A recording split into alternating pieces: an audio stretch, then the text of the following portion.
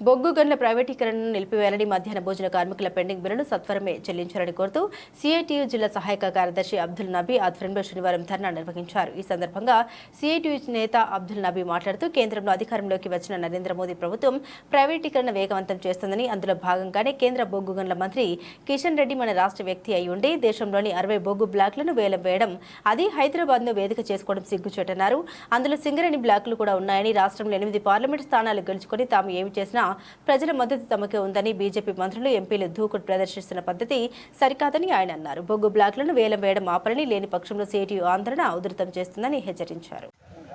కార్మిక సోదరులారా, ఈరోజు కేంద్రంలో అధికారంలోకి వచ్చినటువంటి బీజేపీ ప్రభుత్వం అధికారంలోకి వచ్చి ఎంతో కాలం కాలేదు, పార్లమెంటు సమావేశాలు కూడా జరగలేదు. కానీ కేంద్ర బొగ్గు గనుల శాఖ మంత్రిగా ఏర్పాటైనటువంటి కిషన్ రెడ్డి, మన రాష్ట్రానికి చెందినటువంటి కిషన్ రెడ్డి ఈరోజు దేశవ్యాప్తంగా 60 బొగ్గు బ్లాకులను ప్రైవేట్ పరం చేశారు.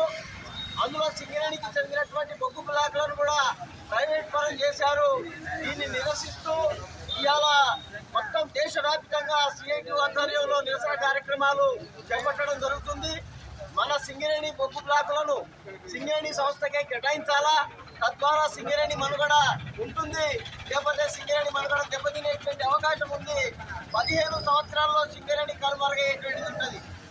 ఇవాళ సింగరేణికి బిల్డింగ్ అడ్డకు సంబంధం ఏంటంటే, ఈ బిల్డింగ్ అడ్డ మీద ఉన్నటువంటి మనకు అంతో ఎంతో పనులు దొరుకుతున్నాయంటే సింగరేణి ఉద్యోగస్తులు, సింగరేణి రిటైర్ అయినటువంటి కార్మికులు ఇల్లు నిర్మించుకోవడం వల్ల మనకు పనులు దొరుకుతున్నాయి.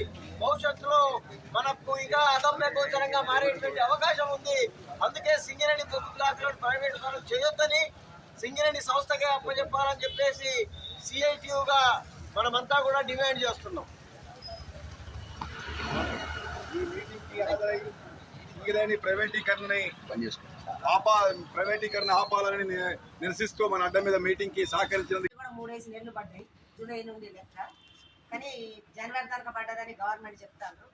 మన అందరి బిల్లులు కూడా జనవరి దాకా వచ్చినాయి, అవన్నీ యూపీ పేర్లో ఉన్నాయని చెప్తాను. మేము డిఓ ఆఫీస్కి పలుమార్లు వెళ్ళినాం, పోయి అక్కడ విన్నవించుకుంటే మీ పైసలన్నీ బిల్లులన్నీ అయిపోయినాయేమో, మా దగ్గర ఏం లేవు, కావాలంటే మీకు ఒకటి మా దగ్గర ఉన్న బిల్లు ఇస్తాను చూడండి, అయితే అన్ని యూట్యూబర్లు ఉన్నాయి, యూట్యూబర్లు రావాలని వాళ్ళు చెప్పారు. సరే యూట్యూబర్లో ఉంటే మరి మా వాళ్ళు, మేము మా వంట వాళ్ళు ఏ విధంగా ఖర్చులు పెట్టాలి, ఎక్కడి నుంచి తీసుకురావాలి అని అడిగినాం. అలా టిఫిన్లు చేయమని కూడా మేము తెగేసి చెప్పినాం.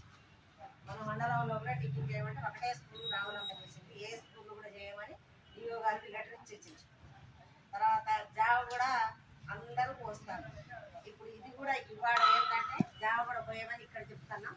ఇక్కడ ఇప్పుడు లెటర్ ఇస్తా, జావ పోస్తాము కానీ పోసినందుకు కట్టెల బిల్లన్నీ ఇవ్వాలి, గ్యాస్ అన్ని ఇప్పియాలి. అవి ఇప్పిస్తేనే జావ పోయాలి, లేకపోతే పోయాం మేము జావ పోయాం, మీ పిండి మీరు రిటర్న్ తీసుకున్నాం. ఎవరు ఏమన్నారో మనల్ని, వాళ్ళని భయపడవలసిన అవసరం లేదు. మన శ్రమ దోపిడీ చేసుకుంటారు వాళ్ళు జావ తీసుకొచ్చి మనం ఆహారం వస్తే 200 మంది, 100 మంది, 50 మంది పిల్లలు ఉన్న కాడ ఎన్ని కట్టెలు పడుతున్నాయి, ఎంత గ్యాస్ పడుతుంది, ఎన్ని గంటలకు వస్తున్నాం మన స్కూల్కి. 9 గంటలకు పిల్లగాళ్ళు అందియాలంటే ఎన్ని గంటలకు వచ్చి మనం చేస్తున్నాం, మన పని ఎన్ని గంటలు ఉంటుంది, 8 గంటలు ఉంటుందా, ఉదయం నుండి ఎన్ని గంటలు మనం పని చేస్తున్నామో అది కూడా మీరు ఒకసారి ఎన్ని గంటలు పని చేస్తే మనకి ఎంత ఇస్తారన్నది కూడా గమనంలో ఉంచుకోవాలి. ఎందుకంటే ఎంతకు ఎట్టి ఛార్జీలు చేస్తున్నాం కదా